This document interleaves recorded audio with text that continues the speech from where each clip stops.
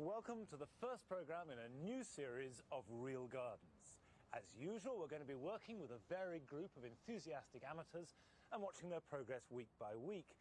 But this is not about a quick fix, and although I hope we're going to be sharing their successes, it is about the reality of gardening at home. And there just might be a few failures on the road as well. This week, Anne-Marie Pung is in rainy Stockport, training a young couple to be lumberjacks. I'm not coming back here again. Emma! Do you want to properly pass through here? Yes, I do. Carol Klein is with a plantaholic, fighting her way through a suburban jungle in Suffolk. And I'm in a vast Norfolk garden, helping a woman with hugely ambitious plans. Appreciate the view.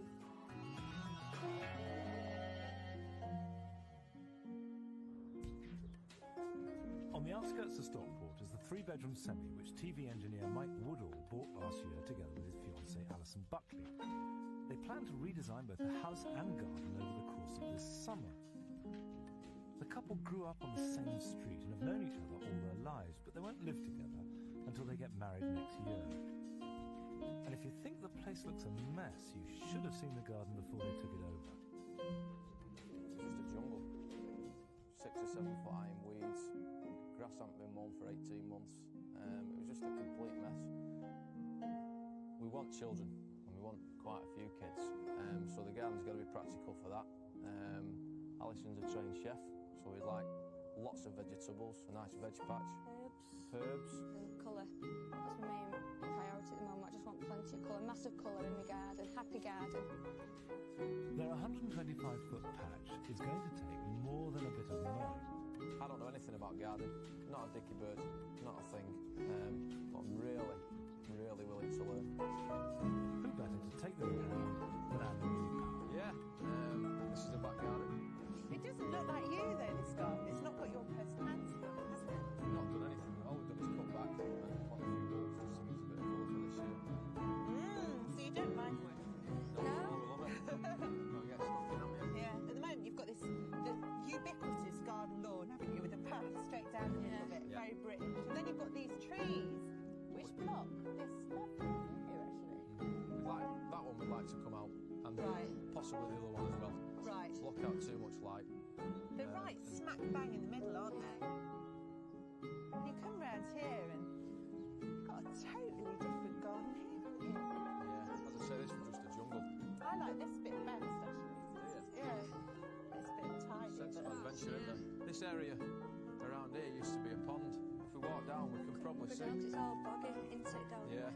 This some sort of path here. At the moment, the badgers and the foxes and the cats use it, and the foxes then just through the bushes there. You get a lot of wildlife in this garden. Is that something you want to encourage? Definitely. Yeah. Definitely like to keep that, yeah. Make that part of the garden, yeah. Well, you've talked about everything that you've got in the garden, but what do you want to put in? Well, down here we want a big seating area, maybe decking, so we can do a lot of entertaining. Don't we have a lot of friends down, so we can do a lot, so then we can do our entertaining down in the garden. Water as well, you said. Yeah, water, I think that's going to be a big part. Well, that sounds like loads. That's all, really. My hands hurt already. What do you think about it? I really do. It's time to sit down and mess around with some ideas on paper. That boring lawn and path has got to go, but I love the wild area, and I think we should fill it with bog-loving plants and build a raised boardwalk to see them from. We could even have running water down there. Yeah? Not bad there. Thank you. There's lots to talk about, but before we can really see what we're doing, those trees have got to come down. Can I use this? Well, you can, but not for chopping down a tree. I think a bow saw would be more handy. You've got those. I reckon we should do it in sections, because that's quite big, isn't it? So let's get stuck in now. Right, let's go for it. Yeah, Bobby. The safest way to take this tree down is to lop 2 or 3 of its biggest branches off before tackling the trunk, stopping first to check there's nothing underneath that might get damaged. Do you know what these are? I don't know what it's called, but I know what it looks like. What does it look like? Like an orangey reddy flower. But when we first bought the house, it was just so out of control that I don't know whether to keep it or not. Oh, it is beautiful though. I know what you mean. It takes over. It's Crocosmia, and it's got this gorgeous acid green foliage that comes up now. You get a real shock of really red flowers. I think it's beautiful. Just needs needs controlling. I think get rid of some, give it away to your friends and keep the rest. Yeah, that's great. Yeah. Right, tools out. Tools out. Let's just chop this bit off first. So I'm going to climb up, chopping bits down as I go. And I need a lift going up here. Does that mean I get to touch your bottom? You do. Fantastic.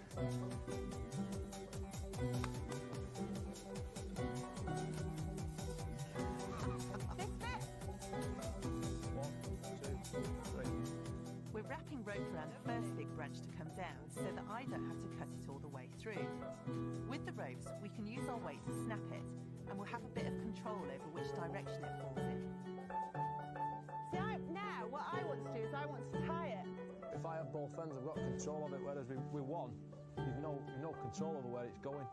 Sure. Yeah, trust me, I'm a satellite engineer. The most important thing with a job like this is safety. I'm taking care to get out of the way of the falling branch. But if you don't fancy doing a job like this yourself, call in a professional. The three of us can pull this down. Are you ready? While I'm at the tree, this pruning saw is ideal because it only needs one hand, which means I can use the other one to hold on.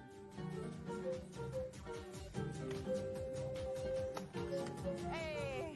Don't you reckon that now we've got most of that down, we're not bothered the third branch, just get it done? No, especially with the weather being so bad. I just want to get it finished and over with because it's horrible, isn't it? Yeah, come on. Right, that side.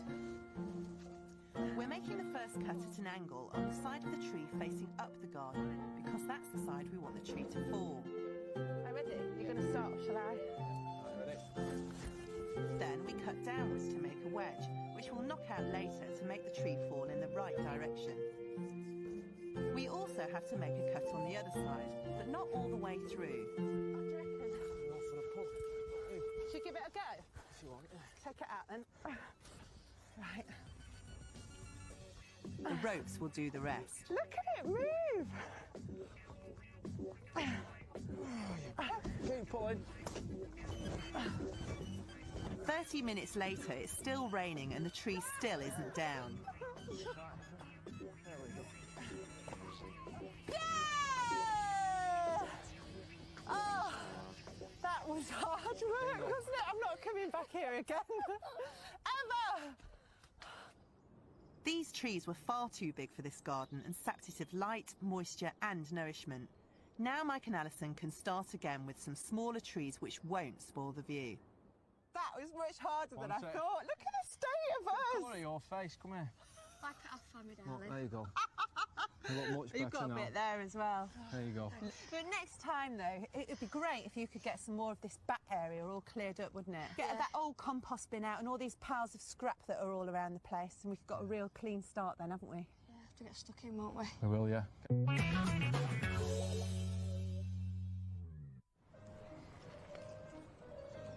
The Jacklin family are all keen gardeners.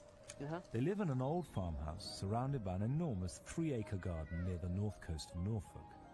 But it wasn't always like this. 5 years ago, the family were living in London, with a garden barely big enough for a scratch game of cricket. Selling up and moving to the country means that they all have much more space, and Bryony has taken full advantage of it, drawing up her own plans and almost single-handedly creating an elaborate family garden. You see, I've always had a bit of a thing about plants. And then I was the plant monitor at school. So technically, if anyone brought in a vase of flowers, then I was to find the jam jar. But we had bindweed growing around the blackboard and horse chestnut seedlings in polystyrene cups and things, and I was told not to do it anymore. Martin used to be a professional musician, but he was attacked by intruders on the doorstep of their London home and is now severely disabled. So they've also had to do all of the work on a shoestring, as all they have to live on is Martin's disability allowance. The garden fills a space, I think, in all of us between what we had in London before moving because of being ill, and for the children especially, it's a whole new world for them. To get the lay of the land, Brian is showing me around. Now, what's this greenhouse for? I start the seeds off in there. All the chickens use it for a dust bath. This was All her greenhouses are second-hand, and none of them have any heating, but Bryony still manages to raise almost all the plants for her big new flower beds. I'm sure. So you've got these beds that you've carved out of the grass. Are you going to keep adding to those? Yes. A la Alan Bloom. Yes. Very wet here, isn't it? Yeah, well, this is, I thought, the perfect place for a bog garden. That is official, formal bog garden, designated. Yes. It was just part of the grass, but it also seemed like a nice shape to mirror the pond. Because, I mean, this is not... Bryony has got plenty more plans for this side of the garden, but her first priority is to improve the view from Martin's bedroom window. At the moment, there are 2 lawns, divided by a circular gravel drive in front of the house. The plan is to remove a section of the drive, join up the lawns, and create new border areas on either side. I've got a plan here now. That's very beautiful. So, we're here. Yep. Looking that way. Yes. Drive has to go, curbstones have to go, Yep. border has to go. And all these shrubs, tree stumps, everything, they've got to come. Fine. And that gives Martin this fantastic view from his window. So that's his room there? Yep. So he can really appreciate the view through even to the top field. Well, that's perfectly possible. What sort of time scale are we here? I should think by the end of the day. In your dreams, we will make a start. We'll make a start. And helping us is Bryony's son, Christopher. Are you going to help us? I'm indeed. Let's get on with it. We are shifting all the gravel from the area where the new lawn and borders will be. And lifting the curbstone from what was the edge of the drive. Luckily, they don't have deep foundation. So Christopher and I can just about lift them up by hand. Meanwhile, Bryony has the less arduous, but no less important task of moving all the little plants that have seeded themselves in the gravel. What's the soil like under here? Oh, I think we need to have a probe. Pretty nasty stuff, isn't it? It's not a good colour, is it? No, not a good colour, not a good texture either. See, it's got a layer of hogging. It's a stone and clay compound, and it goes quite hard. You have to break that up and mix it in, and probably add some topsoil or some compost, whatever you've got. Come on, Christopher, back to work. Next job is to dig over the soil in one of the new borders so that Bryony can get on with her planting. Now, Monty, I've found a treasure here. Oh, let's have a look. This is a cranberry here, so I want to pot this up. Oh yeah, there it is. There they're coming up. Cranberry cordifolia. Oh look, what I've just uncovered. Can you see it in there? A poor little frog hiding in there, in amongst the cranberry. I've disturbed her, I'm very sorry. That's very impressive. It's quite a big one. I don't want to break the roots off. Oh, the ground elder is right in it. Yeah, I think we Do you know what I'd do? I'd take it out tease it and out. clean it out. Wash it under a tap. See there, that's the root. And they're whoppers. I mean, it's nicely established, isn't it? But, there you go, look at that.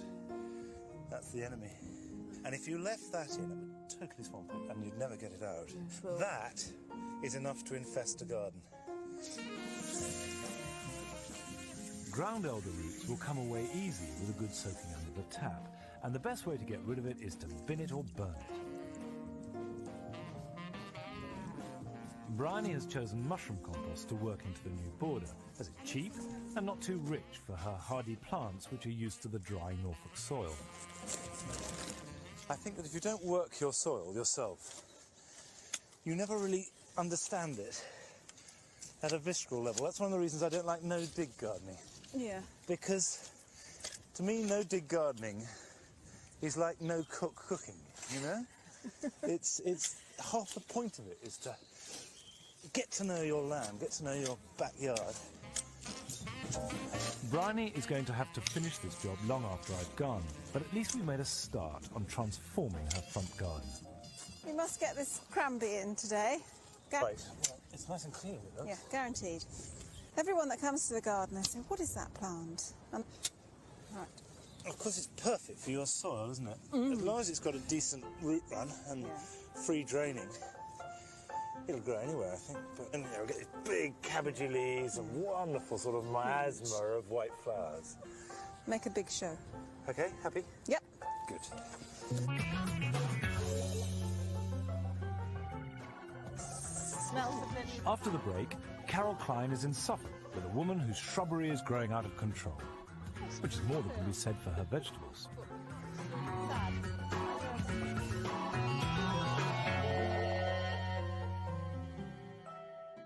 Welcome back. Now, cowslips are one of my favourite plants, and if you're lucky enough to have them in the garden, you can increase your stock really easily. Now, we've got a clump there, and that can be divided. But also, if you look there are little seedlings growing, and some more down here, the perfect size for just digging up and potting on. Just dig them up carefully. And there's just one there, and you can see it's got quite a nice root system there. Stick them in a little pot with a bit of John in his compost, and put them in a cool place until the autumn, when you can plant them out, about 9-inch spacing, by which time there'll be nice strong plants and will flower next year. And by doing this, you're getting plants for free, you're increasing your stock of plants, and I don't think there's anything more pleasurable in the whole of gardening than propagating from your own stock. Now, we're off to Felixstowe, where Carol Klein's first real garden of this series is a jungle belonging to a planter holly. Diana Harold lives alone in the suburbs of Felixstowe. She was married at one time and has 3 children who've long since grown up and left home. 5 years ago, Diana moved to her present home only a few hundred yards from the sea, where a once beautiful garden had become completely overgrown. She's cleared the worst of the undergrowth, but it still constantly threatens to overwhelm her. Diana retired last year after many happy years teaching at a local school, and now she's got much more time to look after her garden, which surrounds the house on all 4 sides. But she still needs help, clearing the undergrowth, sorting out some of the more muddled planting, and finding a home for the scores of plants which she just can't seem to help buying. If I go out for a jar of coffee, I come back with a jar of coffee and I plant. I just can't leave them alone. Unfortunately, the garden isn't quite ready for all of them. That's why they're here, standing, looking lovely, but not in the garden yet. Diana is taking Carol Klein around the garden, and Carol can see straight away that the whole of her woodland area needs a lot of sorting out. This is a jungle. Yes, it is a jungle. You come past this bay and through here. Yeah. I really need a walkway all the way through this shrubbery because in the summer you just can't get through it. But you're going to have to make some serious choices. I mean, right here you're going to have to decide which is to go, your acanthus or your orchida. I know which one I want it to be.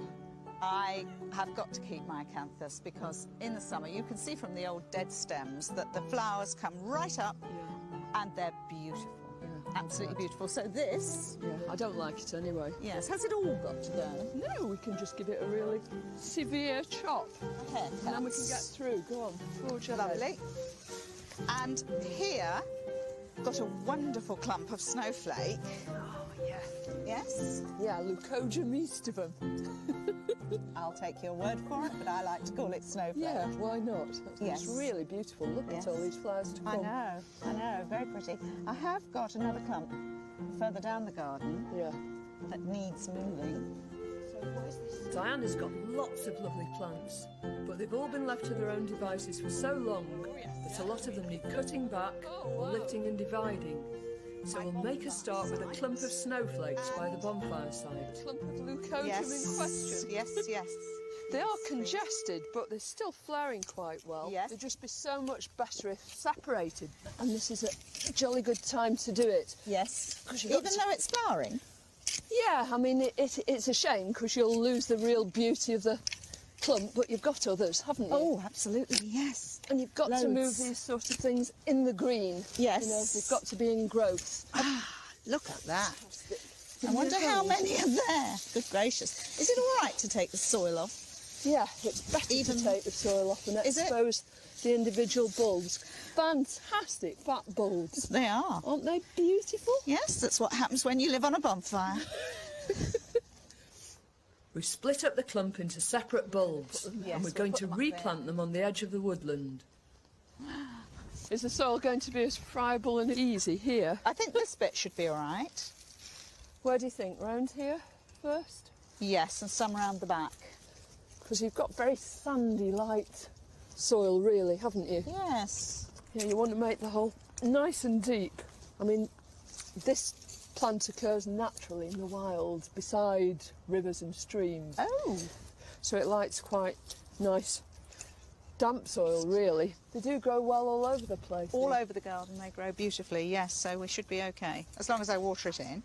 Water them in and then also retain the moisture with a mulch later on, you know, just mulch them with some good leaf mould or some old compost. Yes. Come on then. Going to have a go?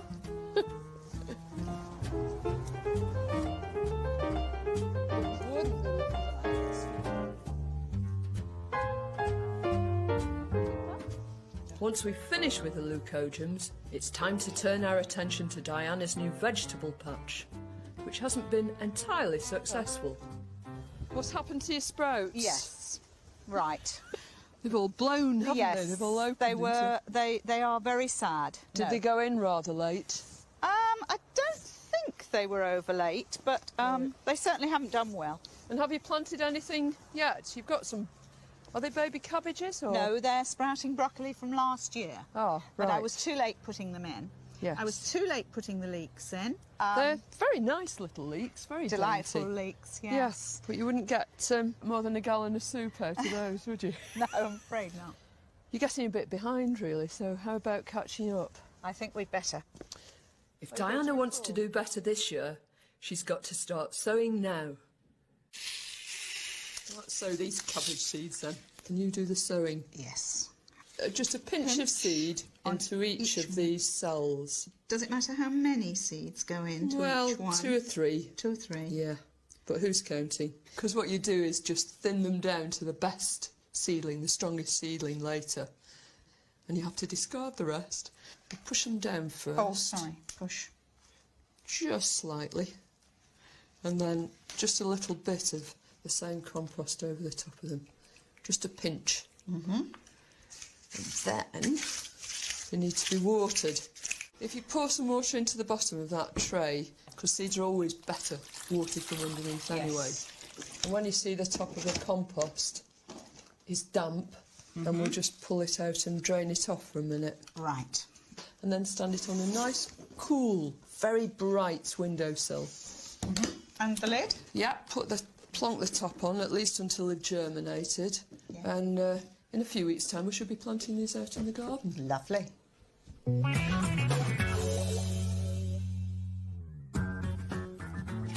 Next week, Carol is going down to Devon, where she joins a couple of police officers who lead a double life as passionate gardeners. Anne-Marie is visiting a young mother who wants to transform her back garden into a children's paradise. And I'm back with Bryony here in Norfolk, continuing the good work. I'll see you then. Bye-bye.